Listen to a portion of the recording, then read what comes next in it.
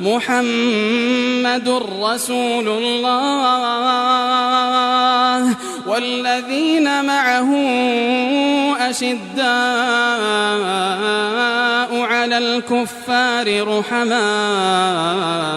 بينهم تراهم ركعا سجدا يبتغون فضلا من الله ورضوانا سيماهم في وجوههم من أثر السجود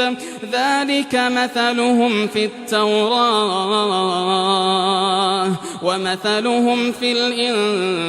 الإنجيل كزرع أخرج شطأه فآزره فاستغلظ فاستوى على سوقه يعجب الزراع ليغيظ بهم الكفار وعد الله الذين آمنوا وعملوا الصالحات منهم مغفرة وأجرا عظيما.